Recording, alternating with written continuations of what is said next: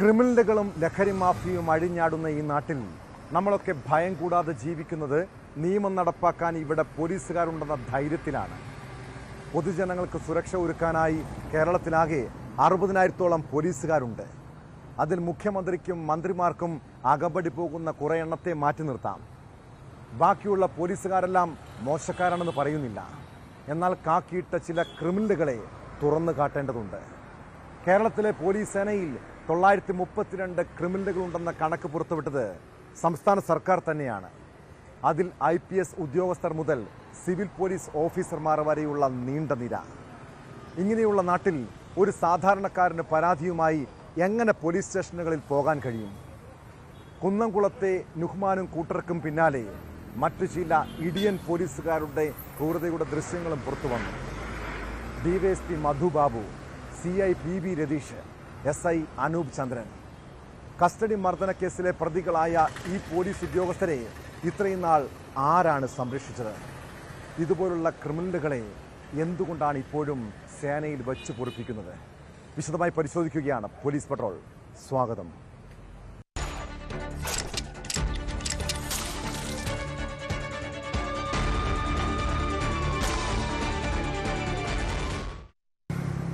സംസ്ഥാന പോലീസ് സേനയിൽ നിരവധി ഇടിയൻ പോലീസുകാരുണ്ട്. അതിലൊരാളാണ് CI PB രതീഷ്. പരാതി പറയാൻ സ്റ്റേഷനിൽ എത്തുന്നവരോട് പോലും ഒരൽപ്പം ദാക്ഷിണ്യം കാണിക്കില്ല. നിരപരാധികളെ കള്ളക്കേസിൽ കൊടുക്കും. ആ കേസ് ഒതുക്കാൻ പിന്നെ കൈക്കൂലിയും. PG പോലീസ് സ്റ്റേഷൻ മർദ്ദനത്തിന്റെ ദൃശ്യങ്ങൾ പുറത്തു വന്നതോടെയാണ് ഈ ജനമൈത്രിക്കാരുടെ തനി സ്വഭാവം പൊതുജനം മനസ്സിലാക്കിയത്.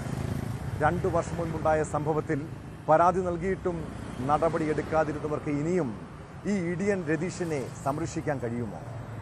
നിലവിൽ കടവന്ത്ര സിയായ ഇയാൾക്ക് ദക്ഷിണമേഖല IG കാരണം കാണിക്കൽ നോട്ടീസ് നൽകി. നടപടിയെടുക്കാതിരിക്കാൻ 15 ദിവസത്തിനകം കാരണം ബോധിപ്പിക്കണമെന്നാണ് നോട്ടീസിൽ പറയുന്നത്.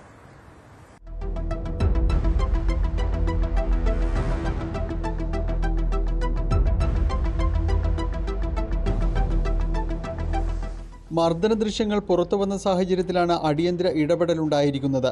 2023 നടന്ന സംഭവത്തിൽ രതീഷിനെതിരെ അന്വേഷണം നടത്തിയത് അന്നത്തെ തൃശൂർ അഡീഷണൽ SP ശശിധരനായിരുന്നു. സംഭവത്തിൽ രതീഷ് കുറ്റക്കാരനാണ് എന്നായിരുന്നു അന്വേഷണത്തിൽ കണ്ടെത്തിയത്. എന്നാൽ രതീഷിനെതിരെ ഒരു നടപടിയും സ്വീകരിച്ചില്ല. അന്വേഷണ റിപ്പോർട്ട് വന്നപ്പോഴേക്കും രതീഷ് കടവന്ത്ര CA മാറുകയും ചെയ്തു. രതീഷിന്റെ വിശദീകരണം ലഭിച്ചാൽ ഉടൻ തുടർ നടപടികളിലേക്ക് ആഭ്യന്തര വകുപ്പ് കടക്കും. താൻ ഹോട്ടൽ ജീവനക്കാരെ മർദ്ദിച്ചിട്ടില്ല എന്നാണ് രതീഷ് നേരത്തെ അഡീഷണൽ SPക്ക് നൽകിയ വിശദീകരണം. എന്നാൽ CCTV ദൃശ്യങ്ങൾ പുറത്തു വന്നതോടെ ഈ വാദവും പൊളിഞ്ഞു.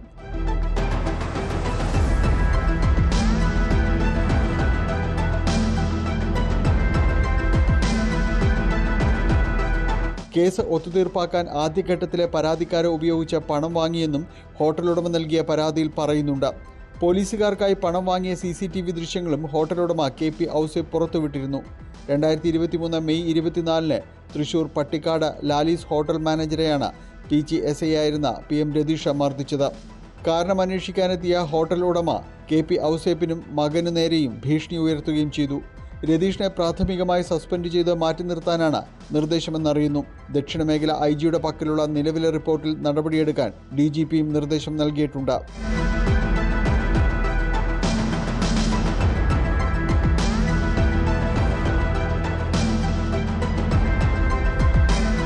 ന്യൂസ് 18 കൊച്ചി.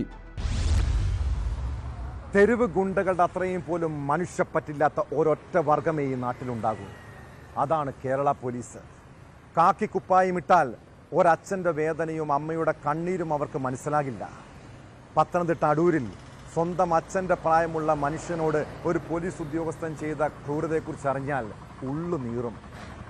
സാമ്പത്തിക തർക്കം പരിഹരിക്കാനായി സ്റ്റേഷനിലെത്തിയ റിട്ടയർഡ് ബാങ്ക് ഉദ്യോഗസ്ഥനെ SI കാലിലും ശരീരത്തിലും ബൂട്ടിട്ട് ചവിട്ടി. ദളിത് സംഘടനാ നേതാവും റിട്ടയർഡ് ബാങ്ക് ഉദ്യോഗസ്ഥനുമായ ബാബുവാണ് അടൂർ SI ആയിരുന്ന അനൂപ് ചന്ദ്രനെതിരെ പരാതി നൽകിയത്. സ്വന്തം ഭാര്യയുടെ മുന്നിലിട്ടാണ് ബാബുവിനെ പോലീസ് ഉദ്യോഗസ്ഥൻ ക്രൂരമായി തല്ലിച്ചതച്ചത്. കഴിഞ്ഞ മെയിലുണ്ടായ ദുരനുഭവത്തിൽ ഉന്നത പോലീസ് ഉദ്യോഗസ്ഥർക്കടക്കം പരാതി നൽകിയിട്ടും യാതൊരു നടപടിയും ഉണ്ടായില്ലെന്ന് ആക്ഷേപമുണ്ട്.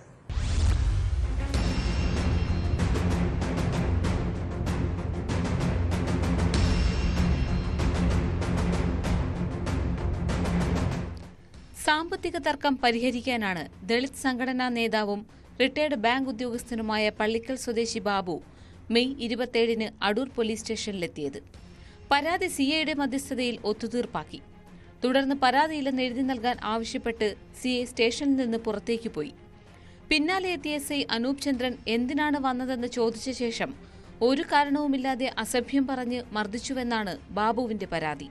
ഒരു പ്രതിയെ പോലെ അല്ലെങ്കിൽ ഒരു ക്രിമിനൽ എന്നുള്ള ഒരു രീതിയിൽ കാണുകയും ആ രീതിയിൽ പെരുമാറുകയും കാലിൽ വളരെ നികൃഷ്ടമായി അദ്ദേഹത്തിന്റെ കനത്ത ബൂട്ടിട്ട് എന്റെ കാലിന്റെ പാദത്തിന് മുകളിൽ ചവിട്ടുകയായിരുന്നു ചെയ്തത്. വലത്തെ കാലുകൊണ്ട് വളരെ ശക്തമായിട്ടുള്ള ചവിട്ടുകയാണ്. അങ്ങനെ മുറിവുണ്ടാകുകയും ഹോസ്പിറ്റലിൽ പോയി അത് മുറിവിന് മരുന്ന് ഡോക്ടറുടെ സർട്ടിഫിക്കറ്റുകളും മറ്റു കാര്യങ്ങളും എല്ലാം നമ്മൾ അതിനകത്ത് കാണിച്ചിട്ടുണ്ടാവും. അസുഖബാധിതനാണെന്നും ഉപദ്രവിക്കരുതെന്നും ബാബുവിന്റെ ഭാര്യ കരഞ്ഞു പറഞ്ഞെങ്കിലും ഭാര്യയും എസ്ഐ അസഭ്യം പറഞ്ഞുവെന്നും ജാതീയമായി അധിക്ഷേപിച്ചെന്നും പരാതിയിൽ പറയുന്നു. മുഖ്യമന്ത്രിക്കുൾപ്പെടെ പരാതി നൽകിയിട്ടും എസ്ഐക്കെതിരെ ഒരു നടപടിയും ഉണ്ടായില്ലെന്ന് ബാബു. ഞാനൊരു റിട്ടയർഡ് ബാങ്ക് ഉദ്യോഗസ്ഥനാണെന്ന് പറയുകയും അപ്പോൾ ഒരു സമുദായത്തിന്റെ സെക്രട്ടറി ആണെന്നും താലൂക്കിന്റെ ഒരു ഖജാൻജിയാണെന്നൊക്കെ പറഞ്ഞപ്പോഴും അത് എന്റെ സമുദായത്തെയും എന്നെയും വ്യക്തിപരമായും ഈ ജോലി സംബന്ധമായ ബാങ്കിനെ അടക്കം അധിക്ഷേപിച്ചിട്ടാണ് എന്നെ പോലുള്ള ഒരാളെ ഇവിടെ ഭൂമി പോലും വെച്ചേക്കാൻ പാടില്ല എന്നുള്ള തരത്തിൽ അദ്ദേഹം വന്ന് ഉപദ്രവിക്കുകയായിരുന്നു ചെയ്തത്. സംഭവത്തിന് പിന്നാലെ എസ്ഐയെ സ്ഥലം മാറ്റിയെന്നും ഒത്തുതീർപ്പ് വേണമെന്നാവശ്യപ്പെട്ട് ഉന്നത ഉദ്യോഗസ്ഥർ സമീപിക്കുന്നുണ്ടെന്നും ബാബു പറയുന്നു.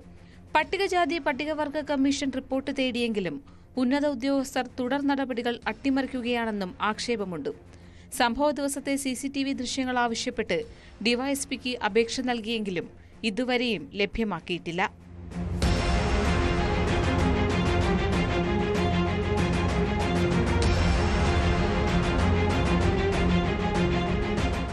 ന്യൂസ് 18 പത്തനംതിട്ട. കസ്റ്റഡിയിലെടുക്കുന്ന പ്രതികളെ നഗ്നരാക്കി മർദ്ദിക്കും. ലോക്കപ്പ് മർദ്ദനത്തിനിടെ ചൊറിയണ പ്രയോഗം വേറെ. നിരപരാധികളെ കള്ളക്കേസിൽ കുടുക്കും. ഡിവൈഎസ്പി മധു ബാബു ഒരു പ്രത്യേക മനോവൈകൃതമുള്ള വ്യക്തിയാണോ? ആലപ്പുഴ ഡിവൈഎസ്പിയായ മധുവിന് കസ്റ്റഡി മർദ്ദന കേസിൽ ഒരിക്കൽ കോടതി 1 മാസം തടവ് ശിക്ഷ വിധിച്ചതാണ്. എന്നാൽ ഉന്നത പോലീസ് ഉദ്യോഗസ്ഥരുടെയും പാർട്ടിയുടെയും തണലിൽ അയാൾ ഇപ്പോഴും സേനയിൽ തുടരുന്നത് ആഭ്യന്തര വകുപ്പിന്റെ പിടിപ്പുകേടാണ്. മധുബാബുവിനെതിരെ വീണ്ടും ഒരു പരാതി കൂടി പുറത്തു വരുന്നു. 2022 ഇയാൾ തൊടുപുഴ ഡിവൈഎസ്പി ആയിരിക്കെ ഹൃദ്രോഗിയായ വ്യക്തിയെ ആക്രമിച്ചുവെന്നാണ് കേസ്. ഉന്നത ഉദ്യോഗസ്ഥർക്ക് പരാതി നൽകിയിട്ടും നടപടി ഉണ്ടായില്ല. ഇതോടെ പരാതിക്കാരനായ തൊടുപുഴ സ്വദേശി മുരളീധരൻ കോടതിയെ സമീപിച്ചിരിക്കുകയാണ്. മുരളീധരനെ ഈ ഉദ്യോഗസ്ഥൻ അസഭ്യം പറയുന്ന ശബ്ദരേഖയും പുറത്തുവന്നു.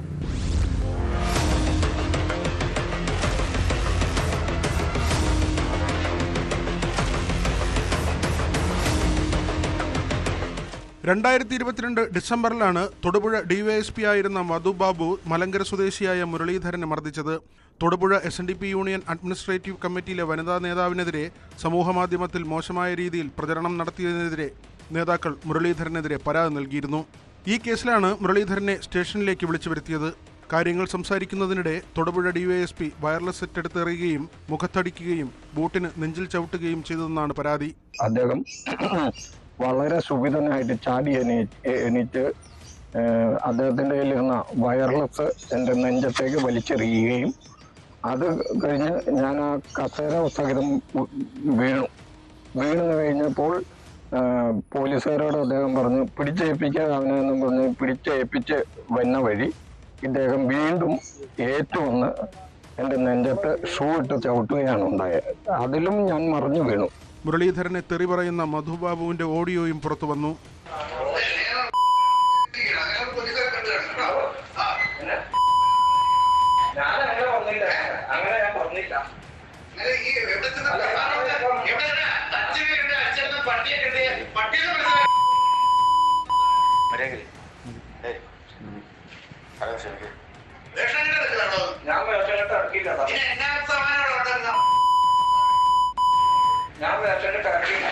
മർദ്ദനത്തെ തുടർന്ന് മുരളീധരൻ ആശുപത്രിയിലെത്തിയെങ്കിലും മധുബാബു ഇടപെട്ട് ചികിത്സ തുടരാൻ അനുവദിച്ചില്ലെന്നും ആരോപണമുണ്ട്.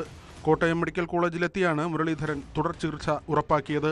മധുബാബുവിനെതിരെ സംസ്ഥാന പോലീസ് മേധാവിക്കും ജില്ലാ പോലീസ് മേധാവിക്കും പരാതി നൽകിയിട്ടും യാതൊരുവിധ നടപടിയും ഉണ്ടായില്ല. തുടർന്ന് മുരളീധരൻ കോടതിയെ സമീപിക്കുകയായിരുന്നു. ഡിവൈഎഫ്ഐ നേതാവിനെ മർദ്ദിച്ചുവെന്നതടക്കം നിരവധി ആരോപണങ്ങൾ മധുബാബു നേരിടുന്നുണ്ട്.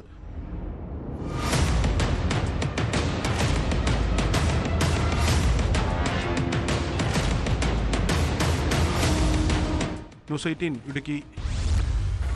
രാഷ്ട്രീയ സമരങ്ങളെ പോലീസിനെ ഉപയോഗിച്ച് അടിച്ചമർത്തുന്നത് എല്ലാ സർക്കാരുകളുടെയും പൊതുരീതിയാണ്. എന്നാൽ സമീപകാലത്തൊന്നും ഇല്ലാത്ത വിധം കാക്കിയിട്ടവർക്ക് അഴിഞ്ഞാടാൻ സൗകര്യമൊരുക്കിയിരിക്കുകയാണ് ആഭ്യന്തര വകുപ്പ്. പ്രതിപക്ഷ യുവജന വിദ്യാർത്ഥി സംഘടനകളുടെ സമരങ്ങളെ തല്ലിയൊതുക്കും. അതിനിടെ ജീവിതം തന്നെ ഇരുട്ടിലായ ഒട്ടേറെ ചെറുപ്പക്കാരുണ്ട് ഈ നാട്ടിൽ. തൊടുപുഴയിലെ യൂത്ത് കോൺഗ്രസ് പ്രവർത്തകൻ ബിലാൽ സമദിന്റെ കാഴ്ചശക്തി ഭാഗികമായി നഷ്ടപ്പെട്ടത് പോലീസ് മർദ്ദനത്തിലാണ്. പോലീസ് കംപ്ലയിന്റ് അതോറിറ്റി കുറ്റക്കാർക്കെതിരെ കർശന നടപടി വേണമെന്ന് നിർദ്ദേശം നൽകിയിട്ടും ഫലമുണ്ടായില്ലെന്നാണ് ആക്ഷേപം.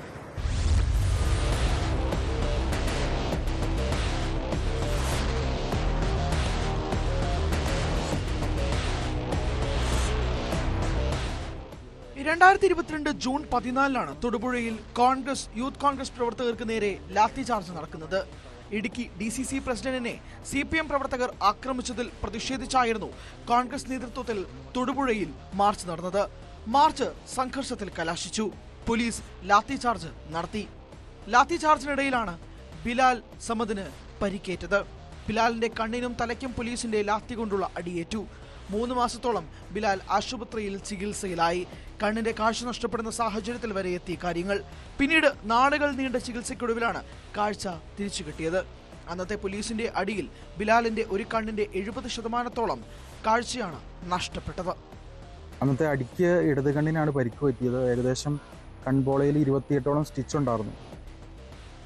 ഇടത് കണ്ണിന്റെ ലെൻസ് പൂർണ്ണമായിട്ടും തകർന്ന് അത് നമ്മൾ മാറ്റിവെച്ചു. ഇപ്പോഴും അതിൻ്റെ ചികിത്സ തുടർന്നുകൊണ്ടിരിക്കുന്നുണ്ട്.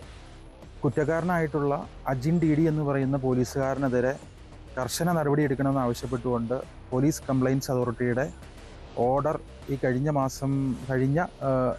മാർച്ച് മാസം 20 ഇറങ്ങിയതാണ്. അപ്പോൾ 5 മാസത്തോളം കഴിഞ്ഞു. പക്ഷെ ഇതുവരെ ഒരു നടപടിയും സ്വീകരിച്ചിട്ടില്ല. തന്നെ കണ്ണിന്റെ കാഴ്ച നഷ്ടപ്പെടാൻ ഇടയാക്കിയ പോലീസുകാരനെതിരെ നടപടി വേണമെന്നാവശ്യപ്പെട്ടുകൊണ്ട് ബിലാൽ കേരള പോലീസിനും പോലീസ് കംപ്ലയിന്റ് അതോറിറ്റിക്കും മനുഷ്യാവകാശ കമ്മീഷനും പരാതി നൽകി. എന്നാൽ പോലീസ് പരാതി പരിഗണിച്ചില്ല. തുടർന്ന് ബിലാൽ സ്വകാര്യ അന്യായം ഫയൽ ചെയ്തു. ഇതിനിടെ പോലീസ് കംപ്ലയിന്റ് അതോറിറ്റി പോലീസുകാരനെതിരെ നടപടി വേണമെന്ന് നിർദ്ദേശിച്ചു. പോലീസുകാരന്റെ ഭാഗത്ത് വീഴ്ചയുണ്ടെന്നും നിരീക്ഷിച്ചു. മാർച്ച് മാസത്തെ ഉത്തരവിൽ കർശന നടപടി പോലീസുകാരനെതിരെ വേണമെന്നായിരുന്നു നിർദ്ദേശം. എന്നാൽ നിർദ്ദേശം വന്ന് 4 മാസം പിന്നിട്ടിട്ടും യാതൊരു നടപടിയും ഉണ്ടായിട്ടില്ല. ലാത്തിയിൽ കമ്പി കെട്ടി മർദ്ദിച്ചു എന്നതായിരുന്നു ബിലാലിന്റെ ആരോപണം. 6 സ്റ്റിച്ചായിരുന്നു തലയിലുണ്ടായിരുന്നത്. ബിലാലിന്റെ കണ്ണിന്റെ ലെൻസ് മാറിവെച്ചെങ്കിലും ചികിത്സ ഇപ്പോഴും തുടരുന്നുണ്ട്.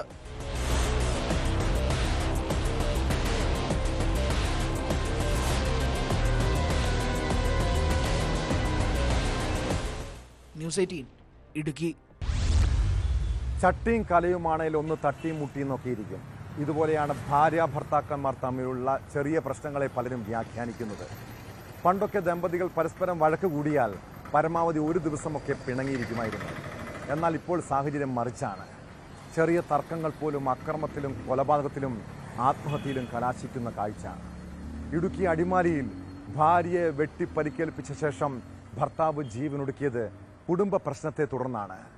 അടിമാലി ചാറ്റുപാറ സ്വദേശി പത്രോസാണ് ജീവനൊടുക്കിയത്. ഗുരുതരമായി പരിക്കേറ്റ ഭാര്യ സാറാമയെ അടിമാലി താലൂക്ക് ആശുപത്രിയിൽ പ്രവേശിപ്പിച്ചിട്ടുണ്ട്.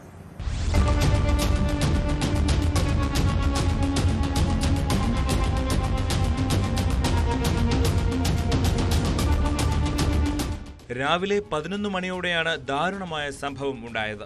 ആ സമയം ദമ്പതികളുടെ മക്കൾ ആരും വീട്ടിൽ ഉണ്ടായിരുന്നില്ല. അതിനിടെയാണ് പത്രോസും സാറാമ്മയും തമ്മിൽ വഴക്കുണ്ടായത്. വാക്കുതർക്കത്തിനിടെ പത്രോസ് ഭാര്യയെ ക്രൂരമായി ആക്രമിച്ചു. കഴുത്തിനും തലയ്ക്കും പരിക്കേറ്റ് സാറാമ്മ ബോധരഹിതയായി വീണതിനെ തുടർന്ന് മരിച്ചെന്ന് കരുതി പത്രോസ് തൂങ്ങി മരിക്കുകയായിരുന്നു. സാറാമ്മയെ വെട്ടിപ്പരിക്കേൽപ്പിച്ച ശേഷം ഭർത്താവ് അതേ മുറിയിൽ തന്നെ തൂങ്ങി മരിച്ചെന്നാണ് വിവരം. ഗുരുതരമായി പരിക്കേറ്റ വീട്ടമ്മ അടിമാലി താലൂക്ക് ആശുപത്രിയിലെ അത്യാഹിത വിഭാഗത്തിൽ ചികിത്സയിലാണ്.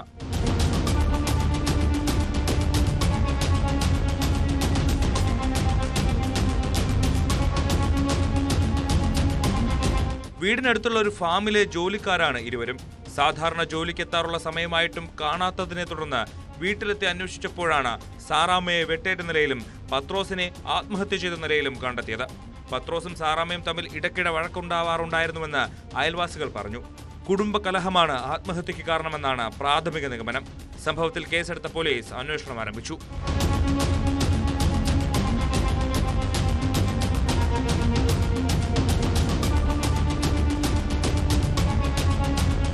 ന്യൂസ് 18 ഇടുക്കി. കാസർഗോഡ് അരമങ്ങാനത്തെ രഞ്ജേഷും പെരിയ സ്വദേശിനി നന്ദനയും പ്രണയിച്ച് വിവാഹം കഴിച്ചവരാണ്. എന്നാൽ കല്യാണം കഴിഞ്ഞ് 5-ാം മാസം യുവതിയുടെ ആത്മഹത്യ. നവവധുവിനെ അരമങ്ങാനത്തെ ഭർതൃവീട്ടിലാണ് തൂങ്ങി മരിച്ച നിലയിൽ കണ്ടെത്തിയത്. മരിക്കുന്നതിന് തൊട്ട് മുൻപ് താൻ മരിക്കാൻ പോകുന്നുവെന്ന് കാട്ടി യുവതി അമ്മയ്ക്ക് വാട്സാപ്പ് സന്ദേശവും കുരുക്കിൻ്റെ ഫോട്ടോയും അയച്ചിരുന്നു. മരണത്തിൽ ദുരൂഹതയുണ്ടെന്ന് ആരോപിച്ച് കുടുംബം രംഗത്തെത്തിയിട്ടുണ്ട്. സംഭവത്തിൽ മേൽപ്പറമ്പ് പോലീസ് അസ്വാഭാവിക മരണത്തിന് കേസെടുത്ത് അന്വേഷണം ആരംഭിച്ചു.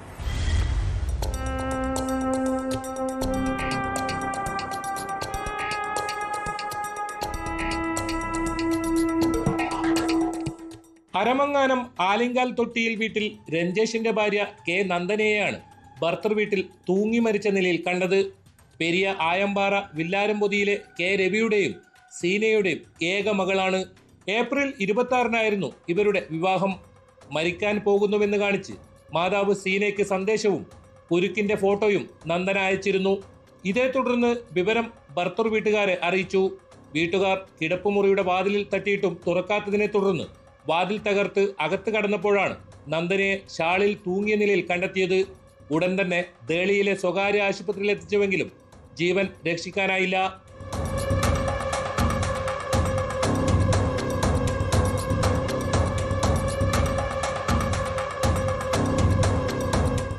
രഞ്ജേഷിന്റെയും നന്ദനയുടെയും പ്രണയവിവാഹമായിരുന്നു.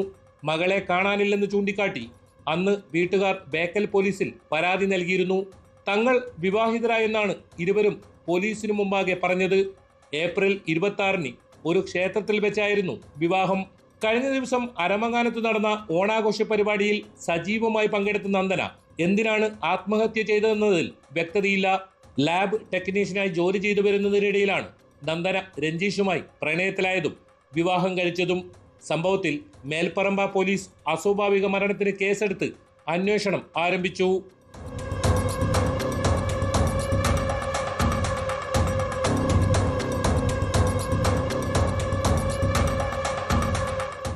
ന്യൂസ് 18 കാസർഗോഡ്. ഷാർജയിലെ ഫ്ളാറ്റിൽ തൂങ്ങി മരിച്ച നിലയിൽ കണ്ടെത്തിയ കൊല്ലം സ്വദേശിനി വിഭജികയുടെ അമ്മ കഴിഞ്ഞ 2 മാസമായി നിയമ പോരാട്ടത്തിലാണ്. മകളുടെ മരണത്തിന് ഉത്തരവാദികളായവരെ നിയമത്തിന് മുന്നിൽ കൊണ്ടുവരണം. ഭർത്താവ് നിതീഷാണ് മരണത്തിന് ഉത്തരവാദിയെന്ന് തെളിവുകൾ സഹിതം പുറത്തു വന്നിട്ടും പോലീസ് എന്ത് നടപടിയാണ് സ്വീകരിച്ചത്? UAE-യിൽ താമസിക്കുന്ന ഇയാളെ ഇതുവരെ ചോദ്യം ചെയ്യാൻ പോലും കഴിഞ്ഞിട്ടില്ല. ഇതോടെ നിതീഷിനായി ക്രൈംബ്രാഞ്ച് ലുക്കൌട്ട് നോട്ടീസ് പുറപ്പെടുവിച്ചു. 1.5 വയസ്സുള്ള മകളെ കൊലപ്പെടുത്തി വിഭജിക ജീവനൊടുക്കിയത് ഭർത്താവിൻ്റെ ക്രൂരമായ പീഡനം കാരണമെന്നാണ് പരാതി.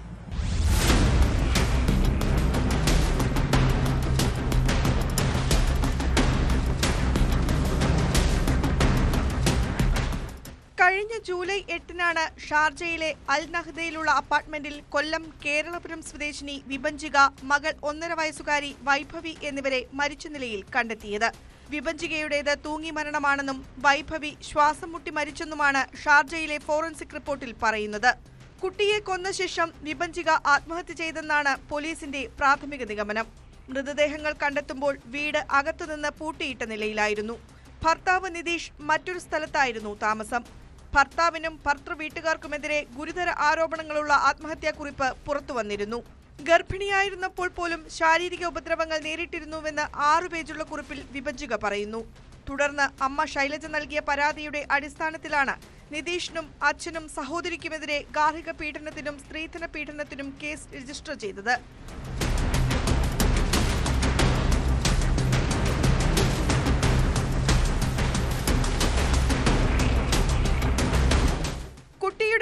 മൃതദേഹം നാട്ടിലേക്ക് കൊണ്ടുപോകണമെന്ന് വിഭജികയുടെ കുടുംബം ആഗ്രഹിച്ചപ്പോൾ ദുബായിൽ തന്നെ സംസ്കരിക്കണമെന്ന് നിതീഷ് നിലപാടെടുക്കുകയും അവിടെ സംസ്കരിക്കുകയും ചെയ്തു. വിഭജികയുടെ മൃതദേഹം കുടുംബം നാട്ടിലെത്തിച്ചാണ് സംസ്കരിച്ചത്. വിഭജികയുടെ പോസ്റ്റ്മോർട്ടം റിപ്പോർട്ട് ലഭിച്ച ശേഷം കേസ് അന്വേഷണം കൂടുതൽ ഊർജിതമാക്കാനായി പോലീസിന്റെ തീരുമാനം. ഷാർജയിലെ വീട്ടുജോലിക്കാരിയുടെ മൊഴി ക്രൈംബ്രാഞ്ച് രേഖപ്പെടുത്തിയിട്ടുണ്ട്.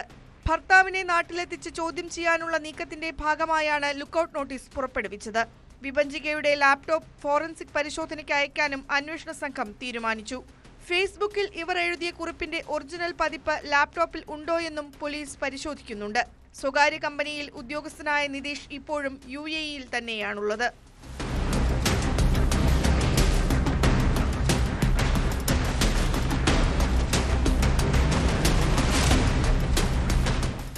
News desk, news 18. Social media വഴി മാത്രം പരിചയമുള്ളവരെ എങ്ങനെ വിശ്വസിക്കാൻ കഴിയും? ഇങ്ങനെ സൗഹൃദം സ്ഥാപിക്കുന്നവരുടെ കെണിയിൽ വീണാൽ ഉണ്ടാകുന്ന അപകടങ്ങൾ കൂടി തിരിച്ചറിയണം. കാരണം യുവാക്കളെ ഹണി ട്രാപ്പിൽ കുടുക്കി പണം തട്ടുന്ന സംഭവങ്ങൾ വർദ്ധിക്കുകയാണ്. സ്ത്രീകൾക്ക് അനുകൂലമായുള്ള നിയമങ്ങൾ ദുരുപയോഗം ചെയ്ത് തട്ടിപ്പ് നടത്തുന്ന ഇത്തരം സംഘങ്ങളെ പിടികൂടിയ നിരവധി കേസുകളാണ് സമീപകാലത്തായി പുറത്തു വന്നത്. കോഴിക്കോട് കുന്നമംഗലത്ത് ഹണി ട്രാപ്പിൽ കുടുക്കി യുവാവിൽ നിന്ന് പണം തട്ടിയ കേസിൽ യുവതികൾ ഉൾപ്പെടെ 3 പേർ പിടിയിലായി. മലപ്പുറം സ്വദേശിയെ മടവൂരിലുള്ള വീട്ടിലേക്ക് വിളിച്ചു വരുത്തി നഗ്നനാക്കി ചിത്രങ്ങൾ എടുക്കുകയും പിന്നീട് ഭീഷണിപ്പെടുത്തി പണം തട്ടിയെന്നുമാണ് കേസ്.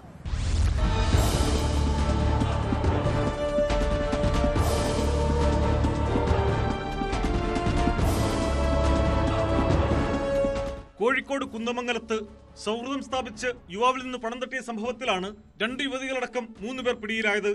മാവേലിക്കര സ്വദേശിനി ഗൗരീനന്ദ, തിരൂരങ്ങാടി സ്വദേശികളായ അൻസിന, മുഹമ്മദ് അഫീഫ് എന്നിവരാണ് പിടിയിലായത്. മലപ്പുറം സ്വദേശിയുമായി സൗഹൃദം സ്ഥാപിച്ച ശേഷം മടവൂരിലുള്ള വീട്ടിലേക്ക് ക്ഷണിച്ചു വരുത്തിയാണ് പണം തട്ടിയത്.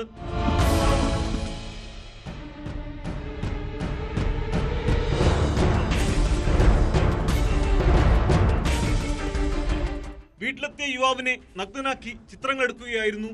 ദൃശ്യങ്ങൾ കുടുംബത്തിന് അയക്കുമെന്ന് ഭീഷണിപ്പെടുത്തി 1,35,000 രൂപ സംഘം തട്ടിയെടുത്തു. സംഭവത്തിൽ യുവാവിന്റെ പരാതിയിൽ കേസെടുത്ത പോലീസ് പ്രതികൾക്കായി അന്വേഷണം നടത്തിവരികയായിരുന്നു. തുടർന്നാണ് 3 പേരെ പിടികൂടിയത്. മജിസ്ട്രേറ്റിന് മുമ്പിൽ ഹാജരാക്കിയ പ്രതികളെ റിമാൻഡ് ചെയ്തു. സംഭവത്തിൽ കൂടുതൽ അന്വേഷണം നടത്തിവരുന്നതായി പോലീസ് അറിയിച്ചു.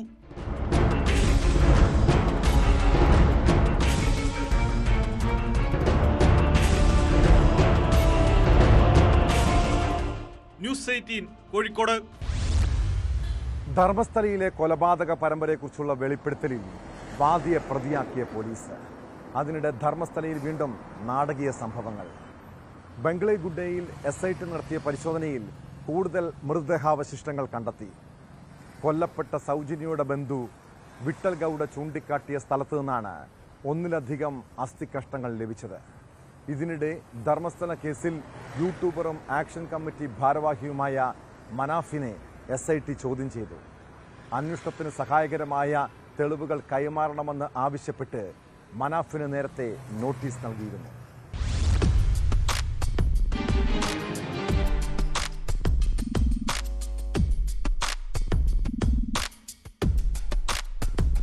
ധർമ്മസ്ഥല കൂട്ടക്കൊലപാതക ആരോപണത്തിൽ SIT അന്വേഷണം 52ാം ദിവസം എത്തി നിൽക്കവെയാണ് വീണ്ടും വൻ വഴിത്തിരിവുണ്ടായത്. ബംഗ്ലഗുഡയിൽ പ്രത്യേക അന്വേഷണ സംഘം നടത്തിയ പരിശോധനയിൽ കൂടുതൽ മൃതദേഹാവശിഷ്ടങ്ങൾ കണ്ടെത്തി.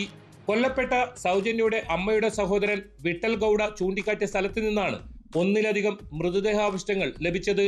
ഇവ ഫോറൻസിക് പരിശോധനയ്ക്കായി ബംഗളൂരുവിലെ ലാബിലേക്ക് അയച്ചു. ജുഡീഷ്യൽ കസ്റ്റഡിയിലുള്ള മുൻ ശുചീകരണ തൊഴിലാളി ചിന്നയ്യ തെളിവിനായി ഹാജരാക്കിയ തലയോട്ടി ഇതേ സ്ഥലത്ത് നിന്ന് ലഭിച്ചതെന്നാണ് അന്വേഷണത്തിൽ കണ്ടെത്തിയത്. ഇതുമായി ബന്ധപ്പെട്ട് മഹസർ ഉൾപ്പെടെയുള്ള നടപടികൾക്കായി വനത്തിനകത്തെത്തിയപ്പോഴാണ് കൂടുതൽ മൃതദേഹാവശിഷ്ടങ്ങൾ ലഭിച്ചത്. പ്രദേശം കേന്ദ്രീകരിച്ച് വിശദമായ അന്വേഷണം നടത്താൻ SIT തീരുമാനിച്ചിട്ടുണ്ട്. ഇതിന്റെ ഭാഗമായി സ്ഥലത്ത് പോലീസ് കനത്ത സുരക്ഷയും ഏർപ്പെടുത്തി.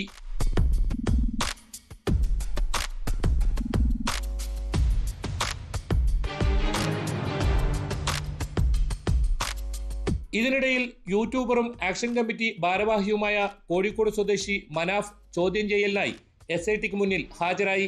അന്വേഷണത്തിന് സഹായകരമായ തെളിവുകൾ നൽകാൻ വെള്ളിയാഴ്ച ഹാജരാകണമെന്നാവശ്യപ്പെട്ടായിരുന്നു നോട്ടീസ് നൽകിയിരുന്നത്. എന്നാൽ തിരുവോണം നബിദിനം ആഘോഷങ്ങളുടെ ഭാഗമായി തിങ്കളാഴ്ച മാത്രമേ ഹാജരാകാൻ കഴിയൂവെന്ന് ചൂണ്ടിക്കാട്ടി മനാഫ് കത്ത് നൽകിയിരുന്നു. യൂട്യൂബറായ അഭിഷേകിനെയും SIT ചോദ്യം ചെയ്യുന്നുണ്ട്. നേരത്തെ ആക്ഷൻ കമ്മിറ്റി ഭാരവാഹികളായ മഹേഷ് ഷെട്ടി തിമിരോടി, T ജയന്ത്, ഗിരീഷ്, യൂട്യൂബർ സമീർ എന്നിവരെ പ്രത്യേക അന്വേഷണ സംഘം വിശദമായി ചോദ്യം ചെയ്തിരുന്നു.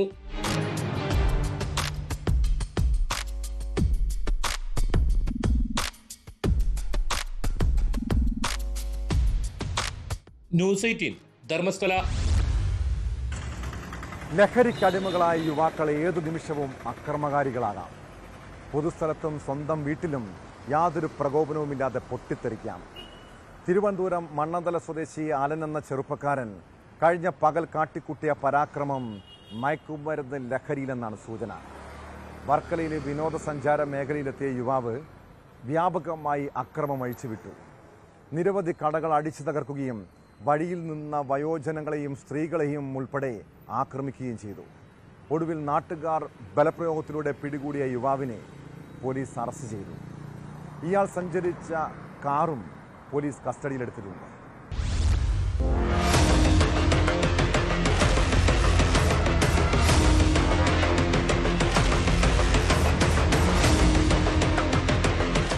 അകാരണമായി യുവാവ് വ്യാപകമായി അക്രമം നടത്തിയെന്നാണ് പരാതി. തിരുവനന്തപുരം മണ്ണന്തല സ്വദേശി 35-കാരനായ അലനാണ് അറസ്റ്റിലായത്. രാവിലെ വർക്കല തിരുവമ്പാടി ബീച്ചിന് സമീപത്തെ സജുവിന്റെ റെസ്റ്റോറന്റിൽ എത്തിയ ഇയാൾ ഇരുമ്പ് വടി ഉപയോഗിച്ച് കട അടിച്ചു തകർക്കുകയും ജീവനക്കാരെ ആക്രമിക്കുകയും ചെയ്തു. തുടർന്ന് ഹോട്ടലിന് മുന്നിൽ പാർക്ക് ചെയ്തിരുന്ന കാറിന്റെ ചില്ലുകൾ അടിച്ചുപൊട്ടിച്ചു. പിന്നീട് ഇവിടെ നിന്ന് വാഹനവുമായി രക്ഷപ്പെട്ട അലൻ വർക്കല താലൂക്ക് ആശുപത്രിക്ക് സമീപം കാൽനടയായി പോയ അമ്മയെയും മകനെയും ആക്രമിച്ചതായും പറയുന്നു. വർക്കല പോലീസ് സ്റ്റേഷന് സമീപം കരിക്ക് കച്ചവടം നടത്തുന്ന രഘുനാഥപുരം സ്വദേശി 90 വയസ്സുള്ള ബഷീറിന്റെ മുഖത്തടിച്ചതിനെ തുടർന്ന് മൂക്കിന്റെ അസ്ഥികൾക്ക് പൊട്ടലുണ്ടായി. ഇയാൾ താലൂക്ക് ആശുപത്രിയിൽ ചികിത്സയിലാണ്. ചെറുമകളെ സ്കൂളിൽ വിടുന്നതിനായി റോഡരികിൽ കുട്ടിയുമായി നിന്ന ക്യാൻസർ രോഗിയായ 70 വയസ്സുള്ള രാജനെയും തലയ്ക്ക് കമ്പി കൊണ്ടടിച്ച് പരിക്കേൽപ്പിച്ചു. ഇയാൾ വർക്കലയിലെ സ്വകാര്യ ആശുപത്രിയിൽ ചികിത്സയിലാണ്.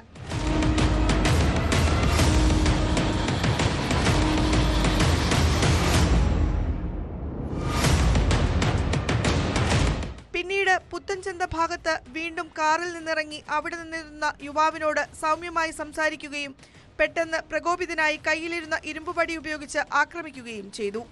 ഇത് കണ്ട് പ്രദേശവാസികൾ അക്രമിയെ ബലപ്രയോഗത്തിലൂടെ കീഴ്പ്പെടുത്തി പോലീസിൽ ഏൽപ്പിക്കുകയായിരുന്നു. 7 മണിയായപ്പോഴത്തേക്ക് എന്റെ കട കേരള കഫേ തിരുവമ്പാടി റോഡിലാണ്.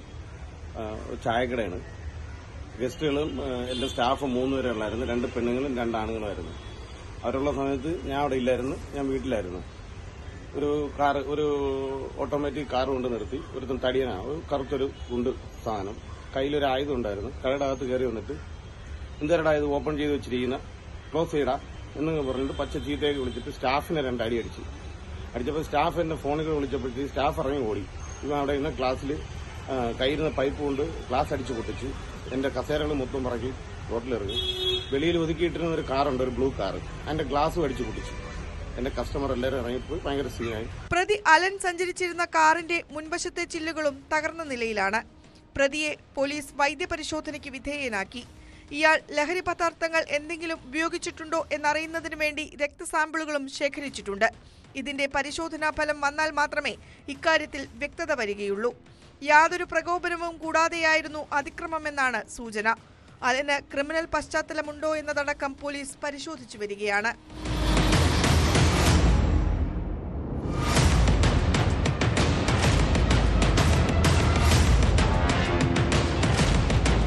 ന്യൂസ് 18 ആറ്റിങ്ങൽ. ലഹരി മാഫിയെപ്പോലെ മദ്യപ സംഘവും നാട്ടിൽ ഭീതി പരത്തുകയാണ്. തിരുവനന്തപുരം ശ്രീകാര്യത്ത് മദ്യപ സംഘത്തിന്റെ അഴിഞ്ഞാട്ടം കണ്ടു. മദ്യലഹരിയിൽ അസഭ്യം പറഞ്ഞത് ചോദ്യം ചെയ്തതിന് അയൽവാസികളായ 3 പേരെ കുത്തിപ്പരിക്കേൽപ്പിച്ചു. പനങ്ങോട്ടുകോണം സ്വദേശികളായ രാജേഷ്, സഹോദരൻ രതീഷ്, ബന്ധുവായ രഞ്ജിത്ത് എന്നിവർക്ക് നേരെയായിരുന്നു ആക്രമണം. സ്ത്രീകളുടെയും കുട്ടികളുടെയും മുന്നിൽ വെച്ചായിരുന്നു അക്രമ സംഭവം. പോലീസ് കേസെടുത്ത് അന്വേഷണം ആരംഭിച്ചതോടെ പ്രതികളായ സഞ്ജയും സുഹൃത്തുക്കളും ഒളിവിൽ പോയിരിക്കുകയാണ്.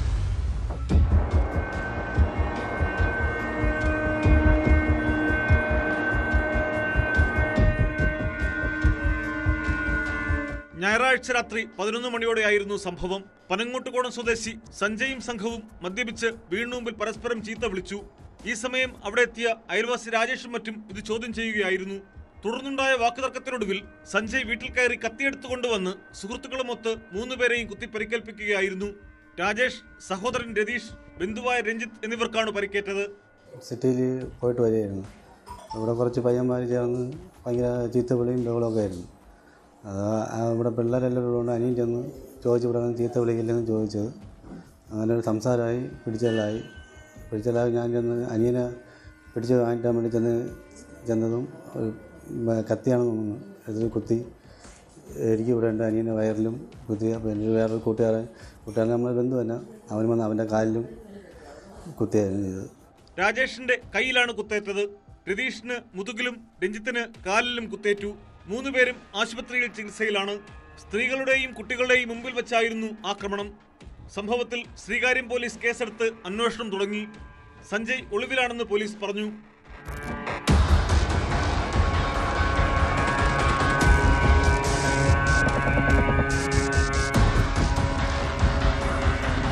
ന്യൂസ് 18 ശ്രീകാര്യം.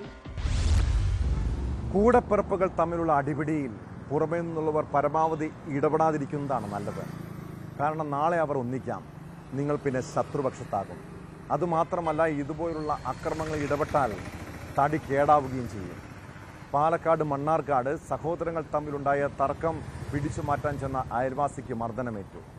മണ്ണാർക്കാട് തച്ചനാട്ടുകര സ്വദേശി വിനേഷിനാണ് പരിക്കേറ്റത്. കേസിൽ പ്രതിയെ പോലീസ് അറസ്റ്റ് ചെയ്തിട്ടുണ്ട്.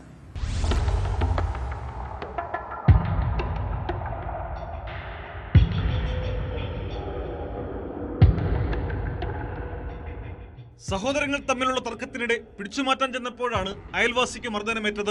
മണ്ണാർക്കാട് തച്ചനാട്ടുകര ചെത്തല്ലൂർ തെക്കേതിൽ വിനേഷിനാണ് പരിക്കേറ്റത്. സംഭവത്തിൽ സമീപവാസിയായ സുധീഷിനെ നാട്ടുകൽ സർക്കിൾ ഇൻസ്പെക്ടർ ഹബീബുള്ളയുടെ നേതൃത്വത്തിൽ അറസ്റ്റ് ചെയ്തു.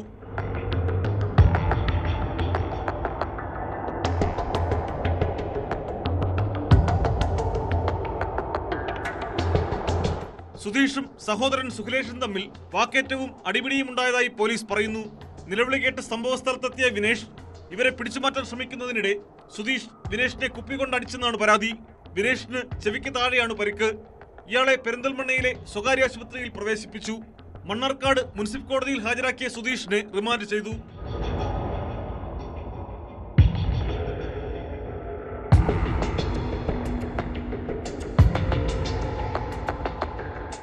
ന്യൂസ് 18 പട്ടാമ്പി.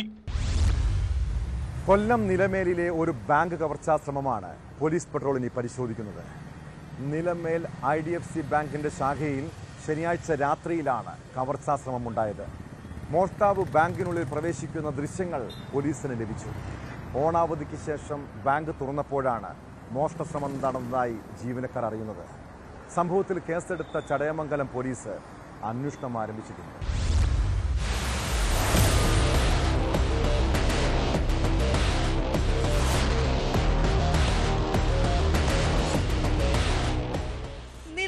അയ്യപ്പസ്വാമി ക്ഷേത്രത്തിന് സമീപമുള്ള ഇടറോഡിലെ 2ാം നിലയിൽ പ്രവർത്തിക്കുന്ന ബാങ്കിലാണ് മോഷണശ്രമം നടന്നത്.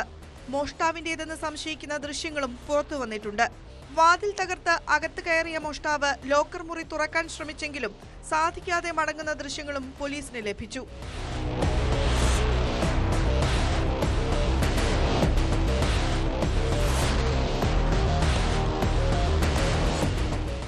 ബാങ്കിന്റെ വാതിൽ തകർക്കാനായി മോഷ്ടാക്കൾ തൊട്ടടുത്തുള്ള പോസ്റ്റിൽ നിന്നും സ്വിച്ച് ബോർഡ് ഉപയോഗിച്ച് വൈദ്യുതി കണക്ഷൻ എടുത്തതായും പോലീസ് കണ്ടെത്തി. ലോക്കർ തുറക്കാൻ സാധിക്കാതെ വന്നതോടെ ബാങ്കിലെ ക്യാമറയുടെ DVRും മോഷ്ടിച്ച് ഇവർ കടന്നുകളയുകയായിരുന്നു.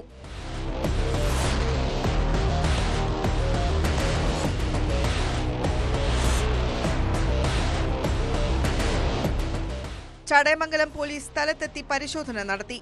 വിരലടയാള വിദഗ്ധരും തെളിവുകൾ ശേഖരിച്ചു. CCTV ദൃശ്യങ്ങൾ കേന്ദ്രീകരിച്ചാണ് അന്വേഷണം പുരോഗമിക്കുന്നത്. മോഷ്ടാക്കളെ കണ്ടെത്താൻ ശ്രമം ഊർജിതമാക്കുന്നതായി ചടയമംഗലം CI N സുനീഷ് അറിയിച്ചു.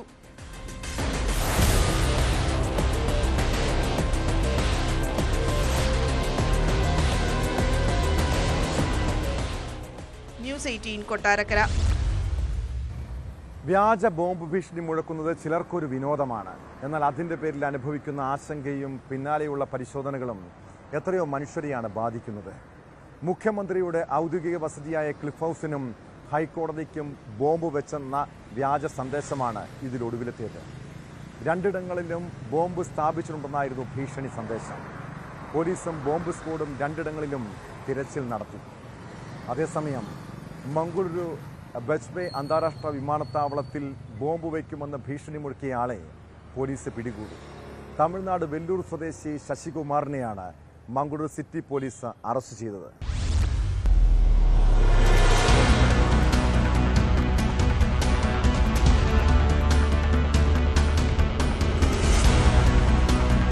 മുഖ്യമന്ത്രിയുടെ ഔദ്യോഗിക വസതിയായ ക്ലിഫ് ഹൗസിലും ഹൈക്കോടതിയിലും ബോംബ് വെച്ചിട്ടുണ്ടെന്നായിരുന്നു ഭീഷണി സന്ദേശം. രാവിലെ 8:50 തിരുവനന്തപുരം ജില്ലാ കോടതിയുടെ ഔദ്യോഗിക ഇമെയിലിൽ സന്ദേശമെത്തിയത്. ഉടൻ തന്നെ രണ്ടിടത്തും ബോംബ് സ്ക്വാഡും ഡോഗ് സ്ക്വാഡും സമഗ്രമായ പരിശോധന നടത്തി. സ്ഫോടക വസ്തുക്കളൊന്നും കണ്ടെത്താത്തതോടെ ഭീഷണി വ്യാജമെന്ന് സ്ഥിരീകരിച്ചു. വ്യാജ സന്ദേശം അയച്ചയാൾക്കെതിരെ പോലീസ് കേസെടുത്തിട്ടുണ്ട്. മെയിലിന്റെ ഉറവിടം കണ്ടെത്താൻ പ്രത്യേക അന്വേഷണ സംഘത്തെ സർക്കാർ ചുമതലപ്പെടുത്തി. തമിഴ്നാട് രാഷ്ട്രീയത്തെക്കുറിച്ചുള്ള പരാമർശങ്ങളും മറ്റുമാണ് സന്ദേശത്തിലടങ്ങിയിട്ടുള്ളത്. ക്ലിഫ് ഹൗസ്, രാജ്ഭവൻ, വിമാനത്താവളം, കോടതികൾ എന്നിവയുൾപ്പെടെ തലസ്ഥാനത്തെ പ്രധാനപ്പെട്ട പലയിടങ്ങളിലും സമാനമായ വ്യാജ ഭീഷണികൾ മുമ്പും ഉണ്ടായിട്ടുണ്ട്.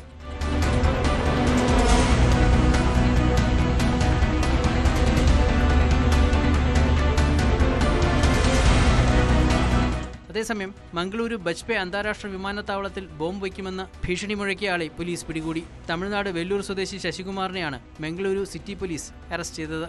ഓഗസ്റ്റ് 29 ഇയാൾ വിമാനത്താവളത്തിലേക്ക് ഫോൺ വിളിച്ചത്. ടെർമിനൽ മാനേജറെ വിളിച്ച് വിമാനത്താവളത്തിൽ നിന്ന് ആളുകളെ ഉടൻ ഒഴിപ്പിക്കണമെന്നും അല്ലെങ്കിൽ പൊട്ടിത്തെറിക്കുമെന്നും ഭീഷണിപ്പെടുത്തുകയായിരുന്നു. കസ്റ്റഡിയിലെടുത്ത് ചോദ്യം ചെയ്തതോടെ രാജ്യത്തെ പല വിമാനത്താവളങ്ങളിലും ഇയാൾ ബോംബ് ഭീഷണി മുഴക്കിയതായി തെളിഞ്ഞു.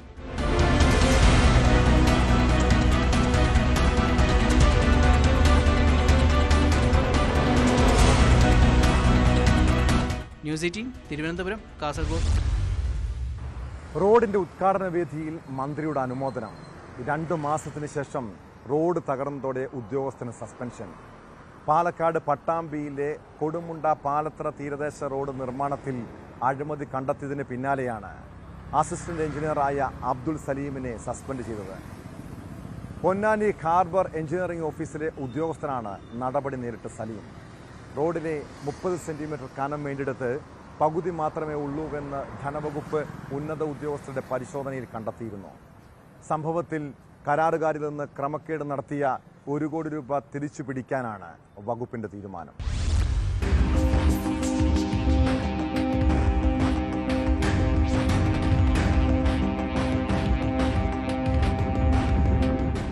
$2 കോടി ചെലവഴിച്ച് നിർമ്മിച്ച പട്ടാമ്പിയിൽ നിന്ന് കൊടുമുണ്ട തീരദേശം വഴി പള്ളിപ്പുറത്തേക്കുള്ള പാതയാണ് 2 മാസത്തിനകം ഇടിഞ്ഞു താഴ്ന്നത്.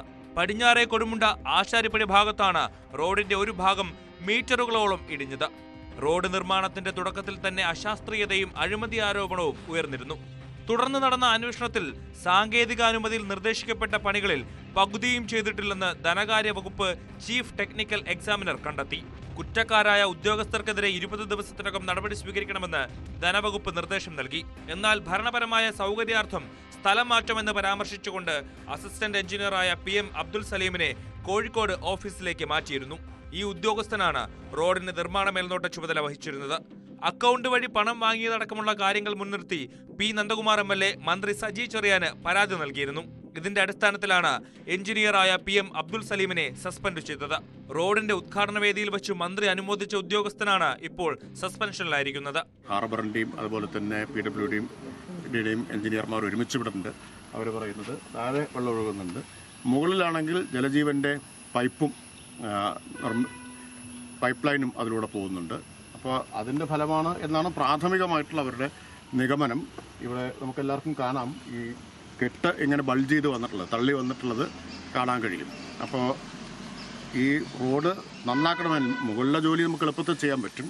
റോഡ് ഇനി ഇത് ആവർത്തിക്കാതിരിക്കാൻ നന്നാക്കണമെങ്കിൽ ഇവിടെ തന്നെ ഒരു കെട്ട് റീറ്റെയിനിങ് വാൾ ആവശ്യമായിട്ട് വരുമെന്നാണ് എഞ്ചിനീയർമാരുടെ നിർദ്ദേശം. ധനവകുപ്പ് ഉന്നത ഉദ്യോഗസ്ഥർ റോഡ് പരിശോധിച്ചതിൽ 30 സെന്റിമീറ്റർ കനം വേണ്ടിടത്ത് പകുതി കനം മാത്രമേ ഉള്ളൂ എന്ന് കണ്ടെത്തി. 3.5 കിലോമീറ്റർ റോഡ് നവീകരിക്കുന്നതിന് 2 കോടി രൂപയാണ് ചെലവഴിച്ചിരിക്കുന്നത്. ഇതിൽ 1 കോടി രൂപയുടെ വെട്ടിപ്പ് നടന്നുവെന്നാണ് നിലവിലെ സ്ഥിരീകരണം. ഈ തുക കരാറുകാരിൽ നിന്ന് തിരിച്ചുപിടിക്കാനാണ് വകുപ്പിന്റെ ശ്രമം.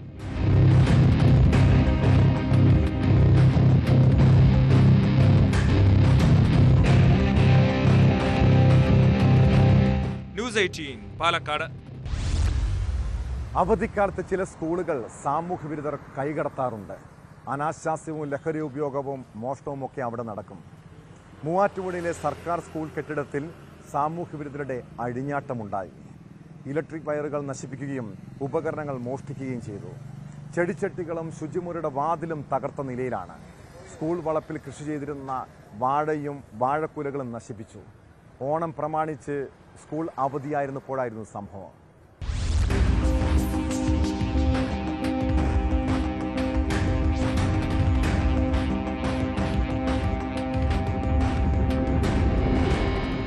TTI സ്കൂളിന്റെ പ്രധാന കെട്ടിടത്തിൽ നിന്ന് മറ്റ് കെട്ടിടങ്ങളിലേക്ക് പോയിരുന്ന വൈദ്യുതി കണക്ഷൻ വയറുകളാണ് നശിപ്പിച്ചത്. 30,000 രൂപയുടെ നഷ്ടം കണക്കാക്കുന്നു. സ്കൂളിൽ പ്രവർത്തിക്കുന്ന LP, UP, നഴ്സറി സ്കൂളുകളിൽ വൈദ്യുതി ബന്ധം വിച്ഛേദിക്കപ്പെട്ടിരിക്കുകയാണ്. ഫ്യൂസുകൾ ഊരി മാറ്റിയ നിലയിലായിരുന്നു. സ്കൂളിൽ അസംബ്ലിക്കായുള്ള മൈക്ക് സെറ്റിന്റെയും ബോക്സിന്റെയും പ്ലഗുകൾ നശിപ്പിച്ചു. താഴുപയോഗിച്ച് പൂട്ടിയിരുന്ന ശുചിമുറിയുടെ വാതിലുകളും തകർത്ത നിലയിലാണ്. സ്കൂളിൽ കൃഷി ചെയ്തിരുന്ന വാഴകളും നശിപ്പിക്കപ്പെട്ട നിലയിലാണ്. നിരന്തരമായിട്ട് സ്കൂളിൽ ആളുകളുടെ ആരോഗ്യ ഉപദ്രവം ഉണ്ടാവുന്നുണ്ട്.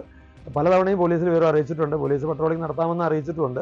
പക്ഷേ എങ്കിലും അടിക്കടിയായിട്ട് ഈ പ്രശ്നങ്ങൾ സ്കൂളിൽ രൂക്ഷമായിക്കൊണ്ടിരിക്കുകയാണ്. മാത്രമല്ല അങ്ങനെയാകുമ്പോൾ നമ്മൾ ചെയ്തിരിക്കുന്ന ഈ കൃഷിയും ഈ സ്കൂളിൽ നട്ടിരിക്കുന്ന ചെടികളൊക്കെ അധികം വൈകാതെ നശിപ്പിക്കപ്പെടുന്നുള്ള ആശങ്കയും ഞങ്ങൾക്കുണ്ട്. കുറ്റക്കാർക്കെതിരെ കർശന നടപടി ആവശ്യപ്പെട്ട് പ്രിൻസിപ്പൽ ഷിയാസ് മൂവാറ്റുപുഴ പോലീസിൽ പരാതി നൽകി. കുറ്റക്കാർക്ക് കടുത്ത ശിക്ഷ നൽകണമെന്ന് വാർഡ് കൗൺസിലർ രാജശ്രീ രാജുവും പറഞ്ഞു. വിജനമായ പ്രദേശമായതിനാൽ ചുറ്റുമതിലുകളോ ഗേറ്റോ ഇല്ലാത്തതും സാമൂഹിക വിരുദ്ധർക്ക് സഹായമാകുന്നു.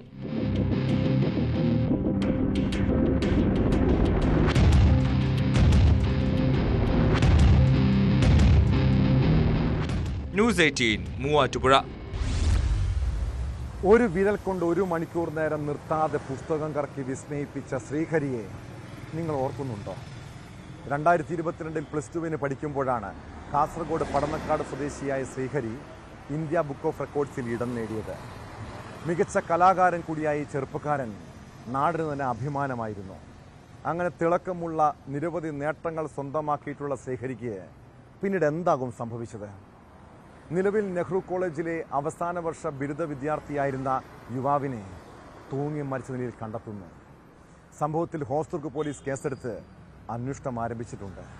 ഇങ്ങനെ സ്വയം ജീവിതം അവസാനിപ്പിക്കാൻ അവനെ പ്രേരിപ്പിച്ചത് എന്താകും? മരണത്തിൽ എന്തെങ്കിലും ദുരൂഹതയുണ്ടോ? പോലീസ് വിശദമായി അന്വേഷിക്കണം. ഇതോടെ പോലീസ് പട്രോൾ പൂർണ്ണമാകുന്നു. നമസ്കാരം.